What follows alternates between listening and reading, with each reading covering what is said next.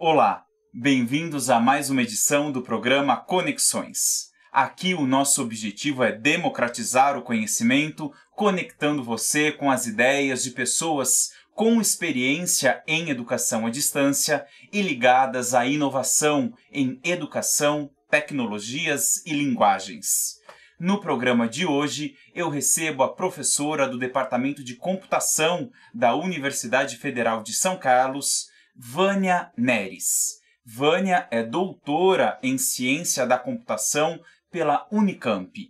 Aqui na UFSCar, já foi coordenadora do curso de Bacharelado em Sistemas de Informação, oferecido na modalidade à distância, e também esteve à frente da Coordenadoria de Processos de Ensino-Aprendizagem da Secretaria-Geral de Educação à Distância.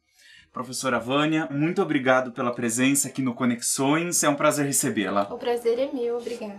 Professora, sua experiência com educação à distância começa ainda na graduação em Engenharia da Computação aqui na UFSCar, no ano de 1999, se eu não me engano, ainda num projeto de iniciação científica. É isso mesmo? Que projeto que foi esse? É isso mesmo, João. Em 99, então, eu aí já no segundo ano da graduação, né? E então fui apresentada a uma professora que trabalhava na área de interação humano-computador, que é a minha área de pesquisa dentro da computação. Mas ali, já naquele momento, uma preocupação com a organização e a apresentação de conteúdos, né, para fins didáticos na internet. O que a gente percebia naquele momento é uma prática que às vezes até vigora até hoje, né? E que já nos preocupava naquele momento, que era a situação de professores às vezes pegarem materiais que foram preparados para uma atividade presencial, né? E simplesmente colocarem esse material disponível para uma prática à distância, né? Então, às vezes, um conjunto lá de slides que tem toda uma questão da apresentação, né? De uma fala que complementa aquele texto que está ali. E esse material ser simplesmente colocado à distância sem nenhuma preparação para a questão da modalidade à distância. Uma mera transposição. Uma mera transposição. Então isso já nos incomodava naquele momento. Então eu fui investigar, né, qual é que seria a melhor forma de organizar e apresentar um conteúdo instrucional num hiperdocumento, né, que a gente chamava, que são as páginas web, os websites, né? E aí então nós nos deparamos com um conhecimento que era um conjunto de estratégias cognitivas, que é uma contribuição que vem da área de pedagogia, né? E nos inspiramos nesse conhecimento para poder criar formas de melhor organizar a informação num hiperdocumento, né, visando facilitar esse processo de aquisição de conhecimento por meio desse sistema computacional que seria esse hiperdocumento e o site, né? Ainda não falávamos Java, mas aí falávamos do site, das páginas. E aí foi um projeto que teve ramificações e eu trabalhei nele por 3 anos, né? E então nós chegamos à conclusão que, utilizando esse conjunto de estratégia, nós estávamos melhorando a usabilidade desses hiperdocumentos, né? E usabilidade é uma característica de qualidade de software. Consequentemente, melhorando a interação desses alunos com esse sistema computacional, a gente entendia que a gente estava pelo menos eliminando algumas das dificuldades, né, de contato com o conteúdo instrucional. E aí, isso vai para o mestrado também. Vai para o mestrado também, né? E nesse meio do caminho aparece também o projeto TIDIA da FAPESP, né? Naquela época, o TIDIA era um projeto para o desenvolvimento de uma rede de alta velocidade, ligando instituições de pesquisa no estado de São Paulo, e eles tiveram como objetivo desenvolver um sistema que pudesse testar essa rede de alta velocidade, né? E daí então vem um sistema, um AVA, aí sim surge um AVA, né, que estava sendo desenvolvido por um conjunto de laboratórios de pesquisa do estado de São Paulo, para de fato poder testar essa rede de alta velocidade, né? E os laboratórios então eram divididos em laboratórios de desenvolvimento e laboratórios que tinham como objetivo realizar ações de aprendizagem, utilizando esse ambiente, esse conjunto de ferramentas que estavam sendo desenvolvidos. E aí o laboratório que eu fazia parte na época, então, tinha como missão esse desenvolvimento das ações de aprendizagem. E foi um período, assim, muito frutífero e de maior contato com professores que iam propor, de fato, ações de aprendizagem usando esse ambiente virtual, né? E muito rico. E aí o que nos incomodava na época, né, e que nos impulsionou aí na pesquisa na época, era um pouco, às vezes, um receio do professor, né, uma insegurança de por onde eu começo, né, quer dizer, ok, eu acredito nessa possibilidade de realizar ações de aprendizagem utilizando, né, essa intermediação do computador em momentos diferentes, em lugares diferentes, e por onde que eu começo, né? E então nós formalizamos o que a gente chamou de PACO, que era um framework, foi o nome que a gente deu, PACO, que era um framework para planejamento de ações de aprendizagem apoiadas por computador, né? Então era um conjunto de 7 passos que iam guiando o professor para pensar, né, em como preparar, em como fazer um planejamento da sua ação de aprendizagem.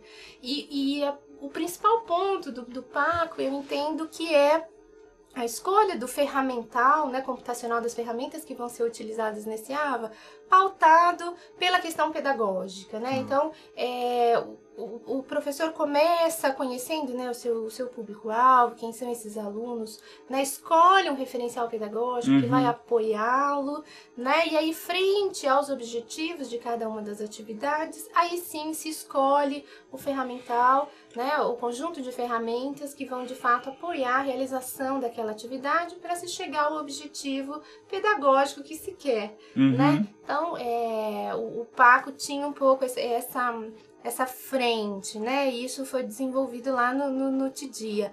E aí no mestrado a gente continua ainda nessa linha de preparação de ações de aprendizagem, preparação de material instrucional, né? Para ser usado nessa modalidade. Perfeito. E aí eu queria conversar um pouquinho sobre a sua experiência à frente do curso de bacharelado em Sistemas de Informação, curso de BSI oferecido pela UFSCar na modalidade à distância. Quais que foram os desafios como coordenadora, estando à frente do curso, tanto em termos de infraestrutura e de pessoal, como da própria formação dos alunos e do acompanhamento desses alunos pós-formados? Ai, João, ali foi uma experiência maravilhosa, eu diria, de muito aprendizado para mim, né?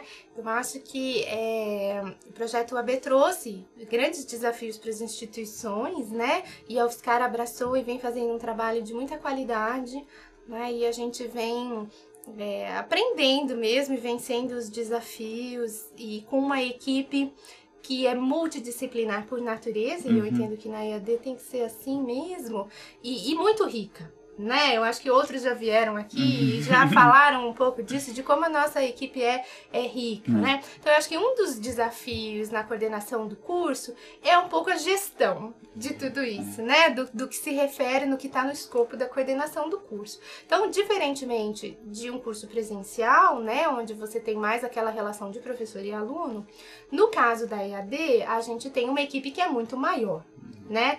Então, desde a questão de você trabalhar com tutores presenciais, então você tem uma relação com as coordenações de polo, né?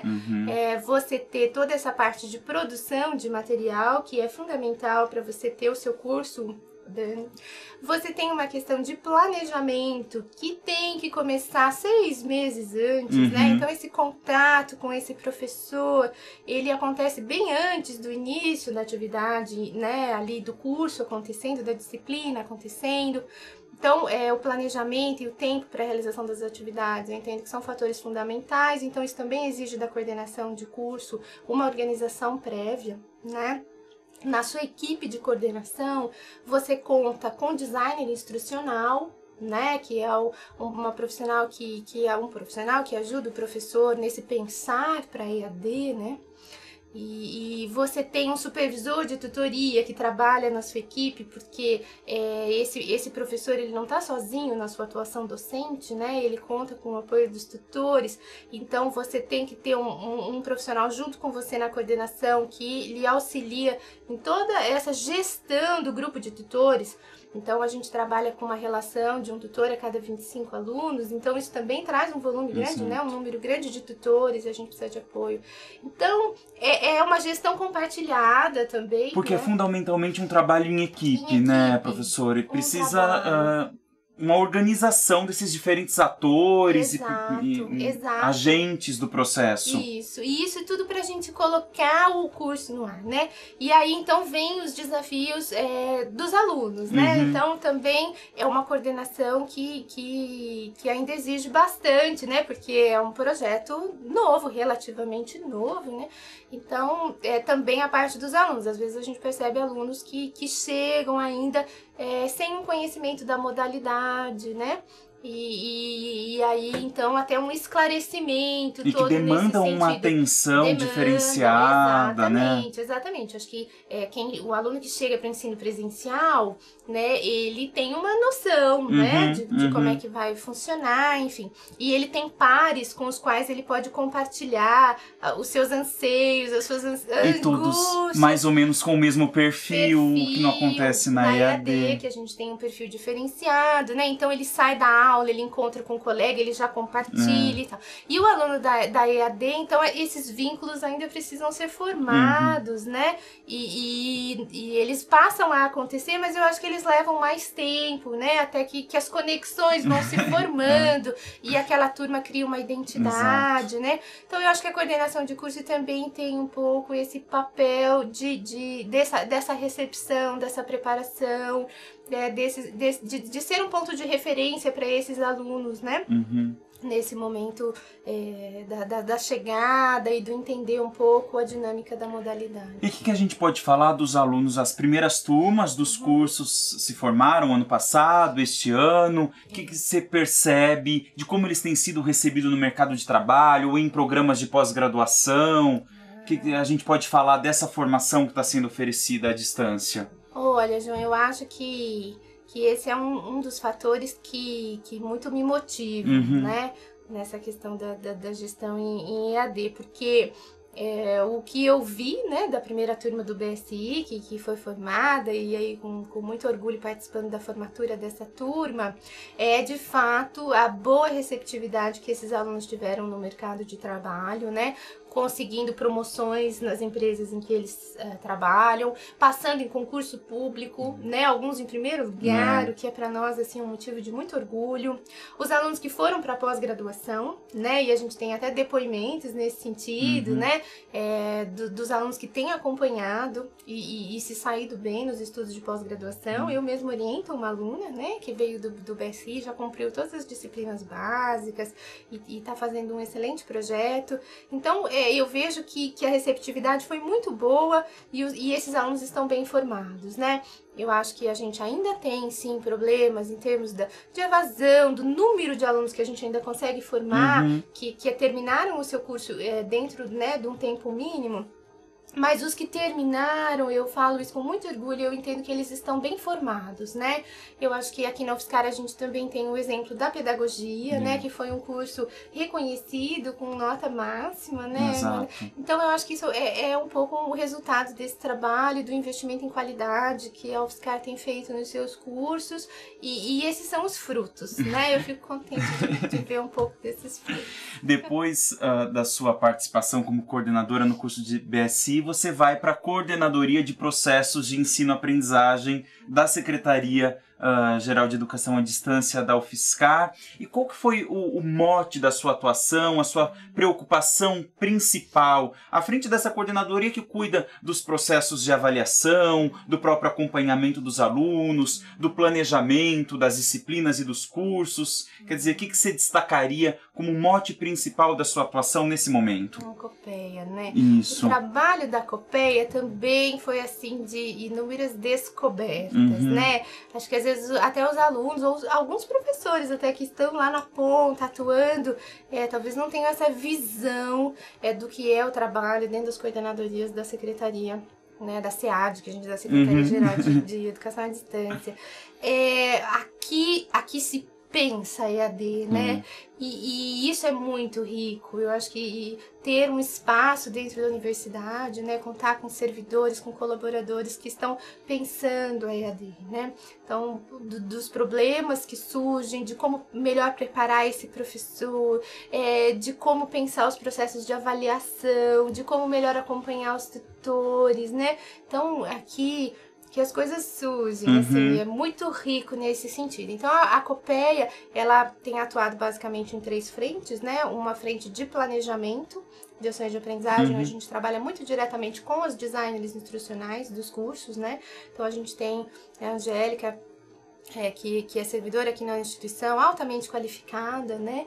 E a gente discute muito, então, esse mote do planejamento. E aí, eu acho que na minha atuação na coordenação, acho que foi um reforçar dessa necessidade de se pensar os objetivos pedagógicos, né, e recuperando lá da minha experiência prévia antes da escolha desse ferramental, né, e aí os instrumentos todos que já eram utilizados, a gente então direcionando, né, nesse sentido e também instrumentalizando as DIs, né, para essa discussão e em termos de planejamento e de objetivos pedagógicos. Quer dizer, o que você está me falando é que é fundamental se pensar no objetivo pedagógico que se quer alcançar para ir pensar nas ferramentas mais adequadas para se alcançar esses objetivos, né, professora? Com certeza, eu acho que esse é o grande modo, já que nós estamos num processo de ensino e aprendizagem. Sim. Quer dizer, o objetivo tem que ser pautado pelo referencial teórico que está sendo adotado, pelo objetivo que o professor coloca, né, para aquela ação, e aí sim a escolha do ferramental que dá apoio a isso, né. A Coppeia também tem atuado na questão da avaliação, né, então aí mais com a Priscila, também servidora, qualificada, e esse trabalho de avaliação, ele é tanto uma avaliação em termos de acompanhamento, né, e na EAD, João, eu acho que a gente tem uma característica que é importante ressaltar, diferentemente do presencial, que é essa questão de que tudo fica registrado, né? Exato. Então, as ações dos alunos, o tempo que levaram para realizar as atividades. Então, isso também, em termos de acompanhamento, nos traz novos dados para se pensar aquela proposta de ensino, né? Então, a gente tem feito um acompanhamento, né, nesse sentido, para melhorar as nossas práticas. E também esse setor de avaliação, então, além do acompanhamento daquilo que é feito, tem-se também pensado na avaliação que é feita com os alunos, quer dizer, como orientar esse professor para avaliação em EAD.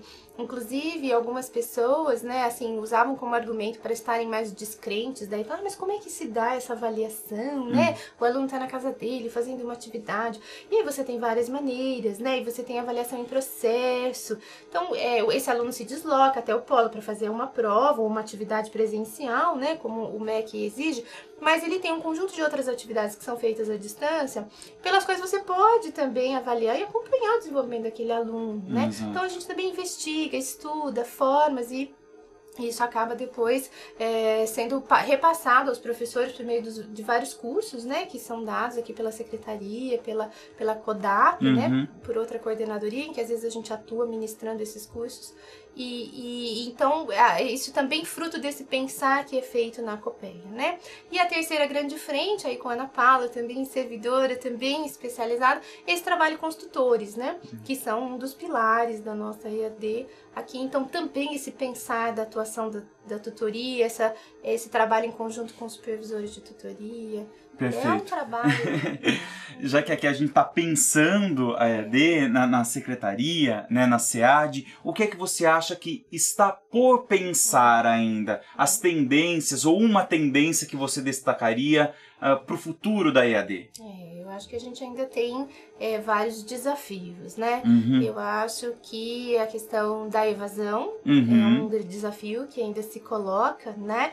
E que exige um pensamento pensamento, né, multidisciplinar, porque o problema da evasão, ele tem várias variáveis, né, que envolvem, desde a preparação desse aluno que chega, o conhecimento que ele tem, o tempo, a própria preparação dos professores, carga de dados, tem uma série de coisas. Então, equacionar essa questão para minimizar os problemas de evasão, para que esse aluno venha para a universidade, uma universidade pública, né, gratuita, de qualidade, e que ele fique, que ele, né, aprenda, percorra o seu percurso acadêmico e saia com o diploma. É isso que a gente quer, né? A gente trabalha para isso, saia bem formado, com qualidade. Então, é ainda com dor no coração que eu vejo os que ficaram pelo caminho. Então, eu acho que a evasão é um tema que a gente ainda tem que pensar em outras soluções, né? E eu acho que em termos de qualidade, eu acho que a questão mesmo da avaliação, né? Eu acho que a gente pode fazer mais avaliação em processo, eu acho que a gente pode se munir de outros instrumentos para poder avaliar esse aluno, inclusive identificar aqueles que estão com mais dificuldade, né? E fazer um acompanhamento. Eu acho que tem algumas tendências que vêm da computação que também logo estarão, acho que, incorporadas às nossas práticas, né? Na computação a gente vive um momento de se falar de muitos dados, né? O Big Data, tudo sendo monitorado, né? E a gente aprendendo a armazenar e lidar e fazer um mining, uma depuração desses dados. Eu acho que na EAD da mesma forma, né? Como a gente tem tudo isso gravado, né? Esses percursos todos, esse contato, eu acho que a gente pode usar tudo isso a nosso favor, a favor do processo de ensino e aprendizagem. Então, eu entendo que essa questão de trabalhar melhor os dados que são coletados também se coloca como um desafio, tanto com o viés pedagógico, como com o viés da computação, de fazer melhor uso, né, melhor captura e um mining mesmo desses dados. Né? Perfeito. Professora, eu quero mais uma vez agradecer a sua presença aqui no Conexões, parabéns pelo trabalho e até uma próxima oportunidade. Até, João, muito obrigada. A vocês que nos assistem, o meu abraço e até a próxima edição do Conexões.